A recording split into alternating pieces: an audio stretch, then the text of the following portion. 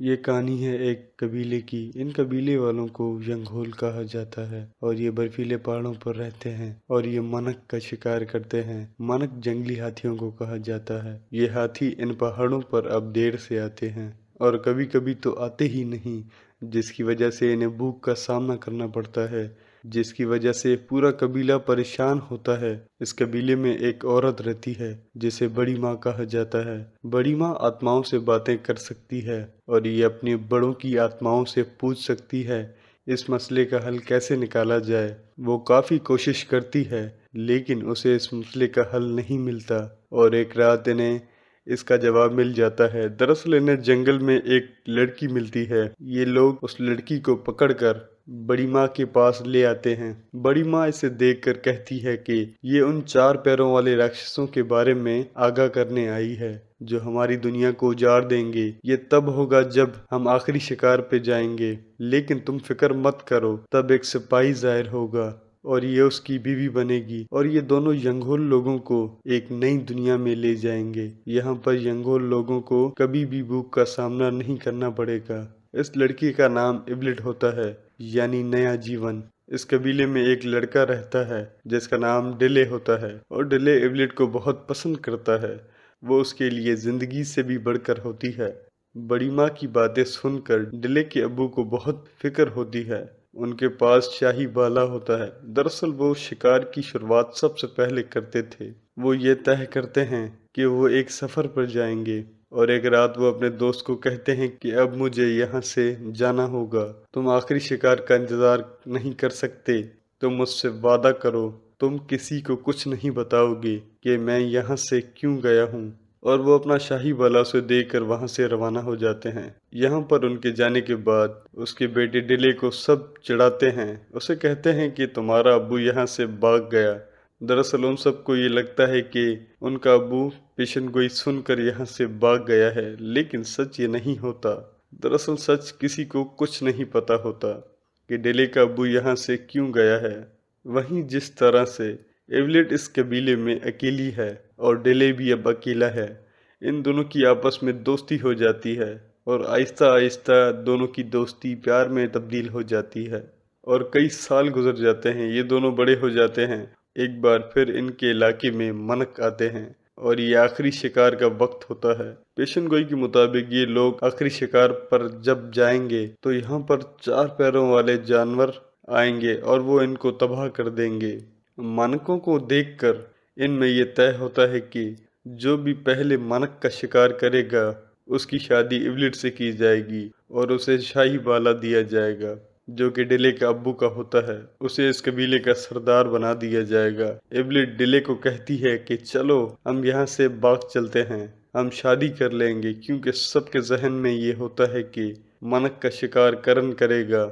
यहाँ पर एक लड़का होता है जिसका नाम करण होता है और करण एक अच्छा शिकारी होता है, लेकिन डिले कहता है कि नहीं नहीं, मैं भाग नहीं सकता, किसी भी कीमत मानक का शिकार करूंगा और तुम्हें अपने आप से अलग होने नहीं दूंगा। इसके बाद ये सब कबीले वाले उन हाथियों के पीछे जाते हैं और ये एक बहुत बड़े मनक को एक जाल में फंसा लेते हैं, लेकिन वो रस्सियां तोड़ाकर भाग जाता है, लेकिन उसके जिस्म में वो जाल अभी भी अटका होता है और ये सभी उस जाल को पकड़े हुए होते हैं और हाथी भाग रहा होता है, लेकिन एक एक करके सभी जाल को छोड़ देते हैं। लेकिन डिले का हाथ उस जाल में फंस जाता है और हाथी घसीट कर डिले को एक पहाड़ की चोटी पर ले जाता है और पहाड़ की चोटी पर पहुंचाने के बाद वो हाथी डिले पर हमला कर देता है, लेकिन किसी तरह डिले हाथी को बाला मार देता है, लेकिन इससे हाथी को कुछ नहीं होता। वो दोबारा डिले पर हमला करता है, तभी डिले को एक और बाला मिलता है और गलती से वो बाला हाथी को लग जाता है और इस तरह से वो हाथी मर जाता है। तभी वहां पर सारे कबीले वाले आ जाते हैं और वो देखते हैं कि डिले ने हाथी को मार दिया। ये सब देखकर वो बहुत खुश होते हैं और कहते हैं कि तुमने अकेले ही इतने बड़े हाथी को मार दिया। और इसके बाद वो डिले को शाही बाला और इवलिट सौंप देते हैं, लेकिन डिले को अंदर ही अंदर एक बात परेशान कर रही होती है, क्योंकि सबको लगता है कि डिले ने जाल को नहीं छोड़ा था, लेकिन डिले को पता है कि उसने भी जाल को छोड़ दिया था, पर उसका हाथ उस जाल में फंस गया था। इसके बाद वो शाही बाला वापस लौटा देता है और वो एवलेट को कहता है कि मैंने हाथी को नहीं मारा, बल्कि वो अपने आप मेरे बाले पे आ गिरा, इसलिए मैंने शाही बाला छोड़ दिया है। शाही बाले को छोड़ने का मतलब एवलेट को छोड़ना, क्योंकि एवलेट उसको मिलेगी जो हाथी का शिकार करेगा। लेकिन अब जब उसने हाथी का शिकार नहीं किया तो एवलेट उसे नहीं मिल सकती, और इसी बात से एवलेट उससे ये कहकर तुमने मुझे छोड़ दिया नाराज होकर चले जाती है। हालांकि ये दोनों एक दूसरे से बहुत प्यार करते हैं, पर ये दोनों रीति रिवाज से बंधे हुए हैं। अब उसी रात को इनके कबीले में कुछ लोग हमला कर देते हैं जो कि घोड़ों पे सवार होते हैं। इनके कबीले के बहुत सारे लोगों को बंदी बना कर ले जाते हैं और ये लोग एवलेट को भी पकड़ कर ले जाते हैं, लेकिन किसी तरह से डिले और कुछ लोग बच जाते हैं। डिले बोलता है कि मैं अपने लोगों को और एवलेट को बचाकर वापसी लाऊंगा, उनका पीछा करूंगा। करण बोलता है कि उन ऊंचे पहाड़ों से आज तक कोई भी बचकर जिंदा नहीं आया। डिले बोलता है कि वो भी उन्हीं पहाड़ों से आए थे और वो ये तय करता है कि वो उनके पीछे जाएगा। डिले के साथ उनके कुछ लोग भी जाते हैं, लेकिन इनका जो सफर होता है वो बहुत मुश्किल होता है। वहां से अपने लोगों को बचा कर लाना और खुद बच कर आना इतना आसान नहीं होता, लेकिन डिले और उसके लोग अब किसी भी मुसीबत का सामना करने के लिए तैयार हैं। वो किसी भी कीमत अपने लोगों को बचाकर वापसी लाना चाहते हैं, और कई दिन और रात का सफर करने के बाद ये लोग पहाड़ों की उस तरफ पहुंच जाते हैं जहां से धरती शुरू होती है, और ये वही जगह होती है जहां पर एवलेट के पूरे कबीले को 4 पैरों वाले राक्षसों ने मार दिया था। इसके बाद डिले और उसके तीनों साथी यहाँ से आगे बढ़ते हैं।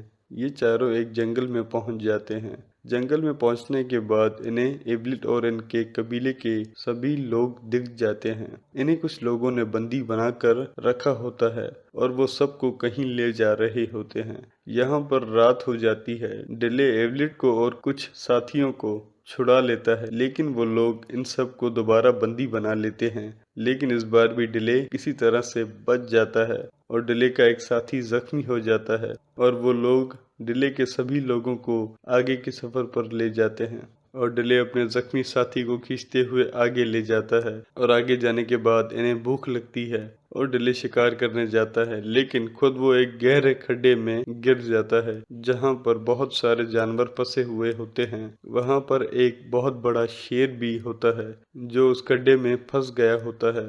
ये उस जमाने का बहुत ही खूंखार शेर होता है। और फिर रात को बारिश हो जाती है और उस गड्ढे में पानी भरना शुरू हो जाता है। अब वो शेर मरने ही वाला होता है, लेकिन उससे पहले कि वो मरता, डिले उसे छुड़ा देता है। डिले उसे बोलता है कि मैं तुम्हें एक शर्त पे छुड़ाऊंगा, अगर तुम मुझे ना खाओगे तो। और जब डिले उसे छुड़ाता है तो वो उसे ना खाकर भाग जाता है और डिले भी उस खड्डे से बाहर आ जाता है। और इसके बाद वो अपने उस साथी के पास जाता है जो जख्मी होता है, लेकिन अब वो भी ठीक हो चुका है। उसका साथी उसे बोलता है कि रात को मैंने यहाँ पर चीखों की आवाज़ सुनी थी। ये दोनों उस तरफ चल देते हैं। वहाँ पर जाने के बाद वो ये देखते हैं कि एक गांव पर किसी ने हमला किया होता है, और जब ये वहाँ पर पहुँचते हैं तो वहाँ पर इन्हें बहुत सारे आदिवासी घेर लेते हैं। वो लोग इन्हें मारने वाले ही होते हैं कि तभी वहाँ पर वही शेर आ जाता है।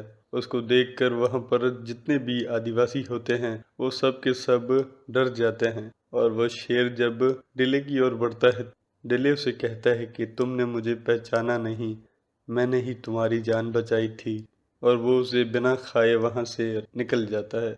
उसके बाद वो आदिवासी जो कुछ देर पहले इन्हें मारने वाले होते हैं वो इन्हें अपने साथ ले जाते हैं और वो इन्हें खाना खिलाते हैं। डिले हमसे पूछता है कि तुम्हें हमारी भाषा कैसे आती है। वो बताते हैं कि बहुत पहले यहाँ पर एक आदमी आया था धरती की तलाश में, उससे हमने तुम्हारी भाषा सीखी। और ये लोग जिस आदमी की बात कर रहे होते हैं वो डिले का बाप होता है। डिले पूछता है कि वो कहाँ हैं। वो बोलते हैं कि उन्हें राक्षस आत्माएं ले गई और वो उन्हें और हमारे आदमियों को देवता की पर्वत पर ले गए हैं जहाँ से आज तक कोई भी नहीं लौटा। अब तुम हमें वहाँ ले जाओगे। डिले बोलता है कि मैं ही क्यों। वो बोलते हैं कि हमारे यहाँ एक पेशेंट गोई हुई है यहाँ पर एक आदमी आएगा जो शेर से बातें करेगा, वो हमारे लोगों को छुड़वाएगा। उसके बाद वो कबीले वाले आसपास के सभी कबीले वालों को ये खबर पहुंचा देते हैं कि शेर से बातें करने वाला आ गया है।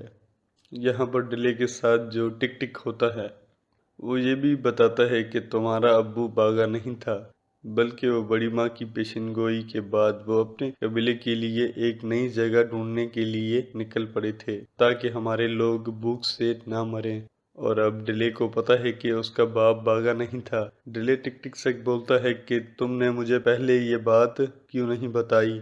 वो कहता है कि तुम्हारा अब्बू ये नहीं चाहता था कि ये बात किसी को भी पता चले, क्योंकि अगर ये बात किसी को पता चलती है तो शायद एक एक करके सभी कबीला छोड़कर भाग जाते। इसलिए उन्होंने मुझसे ये वादा लिया था कि मैं ये बात कभी भी किसी को भी ना बताऊं। उसके बाद डिले के साथ वो कबीले वाले और आसपास के कबीले वाले देवताओं की पर्वत की ओर चलते हैं, पर उससे पहले कि ये उन लोगों तक पहुंचते जिन्होंने डिले के लोगों को पकड़ा है, वो नदी तक पहुंच जाते हैं और अपनी नाव से आगे के सफर पर निकल पड़ते हैं। और ये अब उनका पीछा नहीं कर सकते क्योंकि इनके पास नाव नहीं है। ये तय करते हैं कि ये आगे का सफर तय करेंगे, लेकिन आगे का सफर इतना आसान नहीं होता। वहां पर एक बहुत ही बड़ा रेगिस्तान होता है जिसे आज तक किसी ने भी पार नहीं किया। लेकिन डिले बोलता है कि हम इस रेगिस्तान को पार करेंगे और अपने लोगों को छुड़वा के लाएंगे। ये सब के सब उस रेगिस्तान की ओर चल पड़ते हैं और कई दिनों के सफर करने के बाद ये उस रेगिस्तान की दूसरी तरफ पहुंच जाते हैं जहां तक आज तक कोई भी इंसान नहीं पहुंचा। यहाँ पर ये लोग देखते हैं कि वहां पर बहुत बड़े बड़े पिरामिड बनाए जा रहे होते हैं और इसलिए वो लोगों को गुलाम बनाकर वहां पर ले जाते हैं ताकि वो इनसे मजदूरी करवा सकें। वहां पर हजारों गुलाम होते हैं और उनसे ज्यादा वो लोग जो उनसे काम करवा रहे होते हैं, और इनका जो लीडर होता है उसे देवता कहा जाता है। और यहाँ पर लोग ऐसी भी बातें करते हैं कि ये लोग आसमान से उड़कर आए हैं। कुछ लोग कहते हैं कि जब समुंदर पार इनकी धरती डूब गई वहां से ये उड़कर आए हैं। और जो इनका सबसे बड़ा राजा होता है वो कभी भी इन लोगों के सामने नहीं आता, वो हमेशा पर्दे के पीछे रहता है। बस वो हमेशा अपने लोगों को हुक्म देता कि इन गुलामों से जल्द काम करवाओ ताकि इनके बड़े बड़े पिरामिड जल्द से जल्द तैयार हो सकें। यहाँ पर पहुँचने के बाद डिले और उस कबीले का सरदार जो डिले के साथ आया है, ये दोनों अंदर गुलामों के कैंप तक पहुँच जाते हैं। वहाँ पर इनके सामने एक आदमी को लाया जाता है जो बिल्कुल भी देख नहीं सकता। दरअसल पहले ये देवताओं का आदमी था, लेकिन जब देवता इसे मारने वाले थे तो गुलामों ने इसे बचा लिया था। तब से गुलामों ने अपने पास छुपा कर रखा है। वो आदमी डिले को बताता है कि पहले ये 3 देवता थे, लेकिन 2 मर चुके हैं, अब एक बचा है। डिले पूछता है कि इसे मारने का कोई तरीका होगा। वो बताते हैं कि उसने सुना था कि देवता डरते हैं उस इंसान से जिसके शरीर पर आकाश में दिखने वाली निशानी होगी। वो इंसान यहाँ पर सब गुलामों को बचाएगा। वो डिले से पूछता है कि क्या तुम्हारे शरीर पर ऐसा कोई निशान है, लेकिन डिले इस बात का कोई जवाब नहीं देता। अब डिले और उसके साथी अंदर हैं, लेकिन बाहर उनके बहुत सारे लोग इनका इंतजार कर रहे हैं। डिले को यहाँ पर यह भी पता चलता है कि उसका बाप अब इस दुनिया में नहीं रहा, इन लोगों ने उन्हें मार दिया है। इसके बाद डिले और उसके साथी वहां से निकल जाते हैं। वो बाहर अपने लोगों के पास जा रहे होते हैं, लेकिन तभी यहाँ के कुछ लोग इन्हें देख लेते हैं और इनके बीच लड़ाई हो जाती है। इस लड़ाई में टिक टिक मारा जाता है। टिक टिक मरने से पहले उसे अपने बाप का शाही बला दे देता है।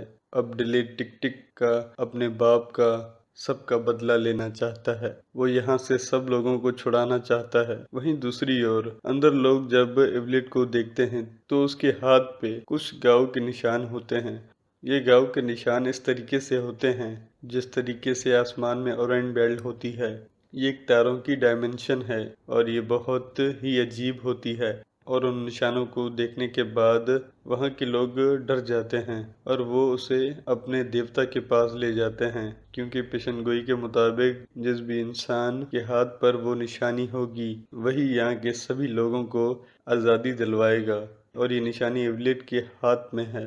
इस लड़की के पीछे एक शिकारी भी आ रहा है। वहीं दूसरी ओर ये देखते हैं कि डिले अपने लोगों को बोलता है कि कल सुबह सूरज निकलने के साथ हम अपने साथियों के साथ शामिल हो जाएंगे जो मजदूर हैं, और वो ऐसा ही करते हैं। सुबह वो मजदूर बनकर अपने साथियों के साथ शामिल हो जाते हैं और उन्हें बोलते हैं कि अब हम इनके खिलाफ जंग लड़ेंगे, और वो वहाँ से जंग का ऐलान कर देते हैं। और वहाँ पर जो बड़े बड़े हाथी होते हैं वो उन्हें छेड़ना शुरू कर देते हैं, जिससे वो हाथी भागना शुरू कर देते हैं, जिससे चारों तरफ अफरा तफरी हो जाती है। वहाँ अंदर देवता बोलता है कि इवलिट को बाहर ले जाओ, फिर भी अगर गुलाम आगे बढ़े तो इसे मार देना। वो ऐसा ही करते हैं, लेकिन डिले और उसके लोग इवलिट को देखकर रुक जाते हैं, और तभी देवता आता है, और देवता के आते ही सभी लोग झुक जाते हैं। दरअसल ऐसा ही होता है, जब भी देवता बाहर आता है तो सब के सब जमीन पर छुप जाते थे। अब देवता के आदमी ऐलान करते हैं कि जो भी शिकारी इवलिट को लेने आया है वो लेकर हमेशा के लिए पहाड़ों पर जा सकता है, हम उसे नहीं रोकेंगे।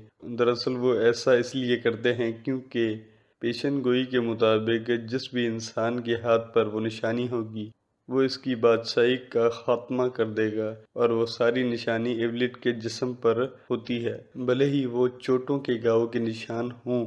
इसीलिए वो इन्हें जाने के लिए कहते हैं।